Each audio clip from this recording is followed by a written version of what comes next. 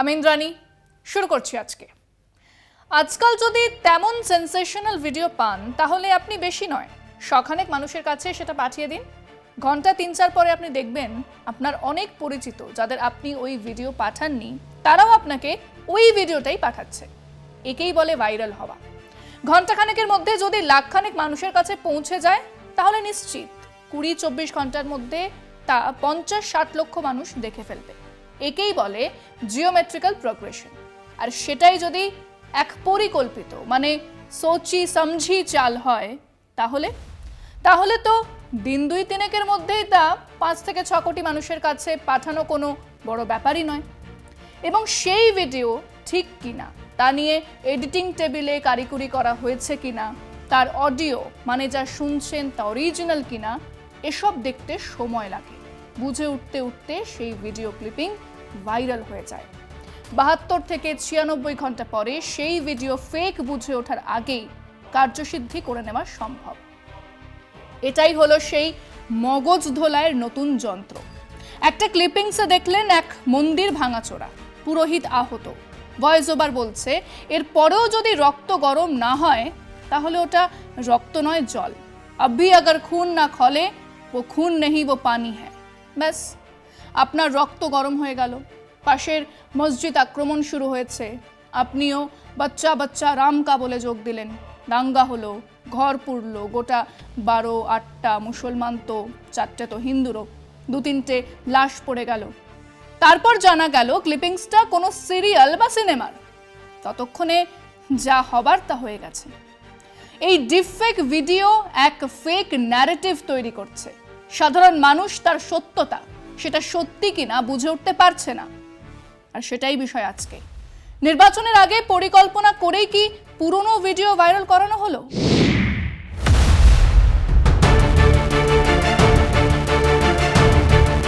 নির্বাচনের আগে পরিকল্পনা করে পুরনো ভিডিও ভাইরাল। রাজ্যের ৪ বিধানসভা কেন্দ্রে উপনির্বাচনের আগে শাসক ঘনিষ্ঠ এক গ্যাংস্টারের ভিডিও ভাইরাল হয়। একটি নয়, ৪টি ভিডিও সামনে আসে। মুহূর্তে তা দাবানলের মতো ছড়িয়ে পড়ে সোশ্যাল মিডিয়ায়।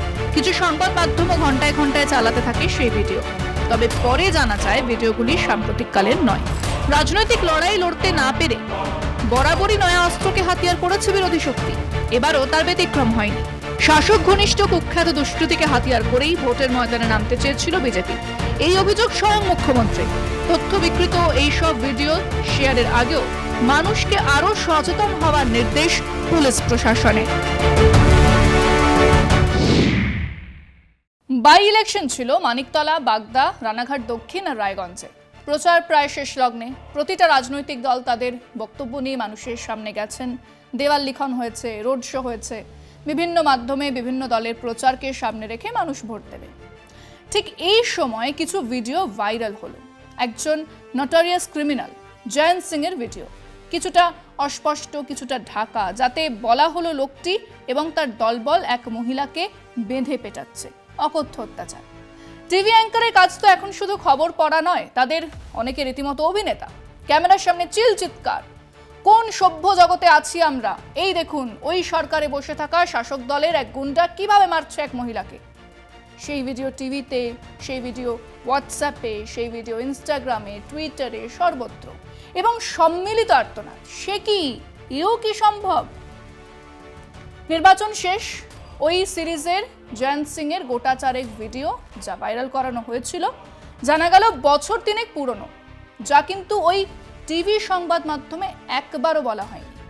আচ্ছা, ভিডিওটা ২.৫ কি ৩ বছরের পুরনো হলে কি অন্যায় কি কিছুই হয়নি? এভাবে একজনকে অত্যাচার করা কি আইনত উচিত? না, একেবারেই না। কিন্তু ২.৫-৩ বছরের পুরনো ভিডিও সেই ইম্প্যাক্ট, সেই অভিঘাত, সেই প্রতিক্রিয়া জন্ম দিতে পারে না। তাই সযত্নে সেটা এড়িয়ে গেছেন ওই সংবাদ মাধ্যমগুলো। কিন্তু ওই মরবিড দেখার যোগ্য নয় ভিডিও চালিয়েছে। পরে এটাও জানা গেল যে ভিডিওতে যাকে মারছে বলে দেখানো হয়েছে তিনি পুরুষ, মহিলা নন। তার মানে এটা নির্বাচনী প্রচার ছিল। আগে বলা হলো না কেন? কেন সব প্রচার ভোট চুকে যাবার পরে বলা হলো এইসব? এটাই মমতা বন্দ্যোপাধ্যায় বলেছেন। হ্যাঁ, বেশিরভাগ সংবাদ মাধ্যম এক নির্বাচনী প্রচারের অঙ্গ হিসেবেই জেনে বা না জেনেই কাজ করেছে।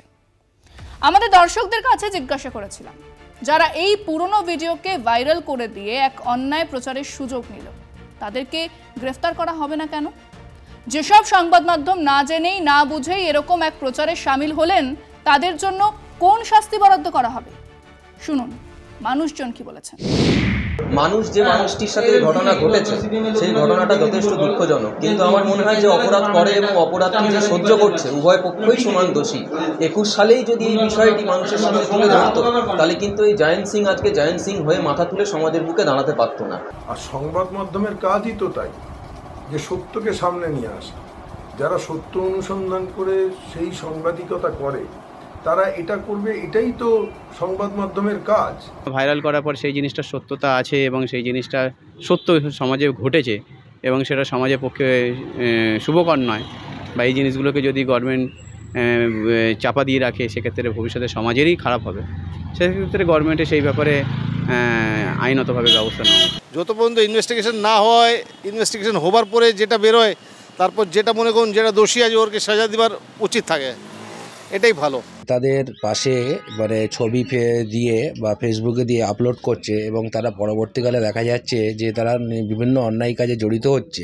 এটা তো ঠিক নেই, পুরানো ভিডিও ছাড়া তো ঠিক নেই। পুরানো ভিডিও এখন আপলোড করে তো ঠিক করছে না। পুরানো ভিডিও নতুন করে দেখিয়ে লোকের মধ্যে একটু ভয় পয়দা করাটা উচিত নয়। সেই ঘটনার যে ভিডিওটা আজকের দিনে প্রকাশিত হয়েছে সেটা 21 সালে কেন প্রকাশিত হলো না, এটা শুধু আজকের দিনে আমাদের কাছে প্রশ্ন নয়, সারা বঙ্গবাসীর কাছে একই প্রশ্ন। সাধারণ মানুষকে অনেক সজাগ থাকতে হবে। কোনো ইউটিউব বা কোনো ফেসবুকে ভুল তথ্য যদি আসে, সেটা সোর্সটা যদি ঠিকঠাক না জানা যায় তো বিশ্বাস করা উচিত না, আর কারোর সঙ্গে বলা উচিত না। এবার চেক করে নেওয়া উচিত। আর এইগুলো যে সমস্ত নিউজ চ্যানেল করছে বা আদার্স যারা করছে, আমার মনে হয় তাদের একটু দেখে বা করা উচিত। নিজেদের টিআরপি বাড়ানোর জন্য এরকম করা উচিত নয়। ফলে এই সোশ্যাল মিডিয়ার মাধ্যমে ভাইরাল হয়ে যাওয়া জিনিসকে আপনি মার্কেট থেকে উইথড্র করতে পারবেন না, ঠেকাতেও পারবেন না। যদি কোনো নতুন আইন এনে কোনো ব্যবস্থা নেন তো আলাদা বিষয়।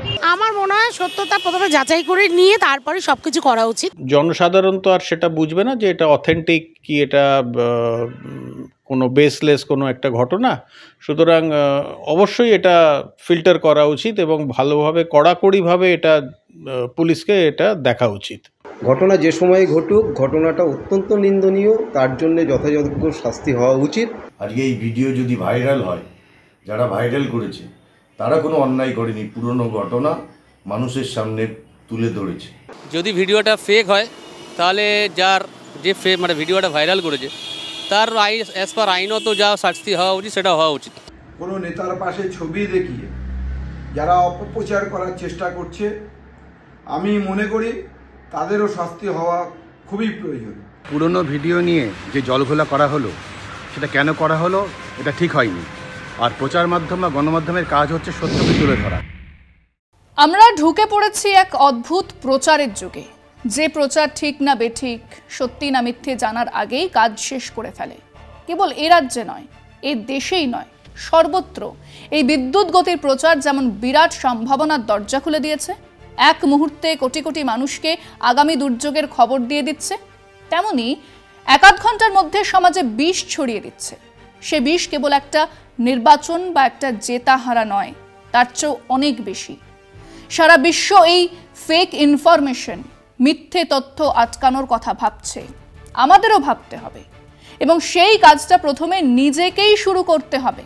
হোয়াটসঅ্যাপে কিছু এলে আগে ভাবুন এটা মিথ্যাও হতে পারে, সেখান থেকেই সত্যিটা খুঁজে নেবার তাগিদ জন্মাবে।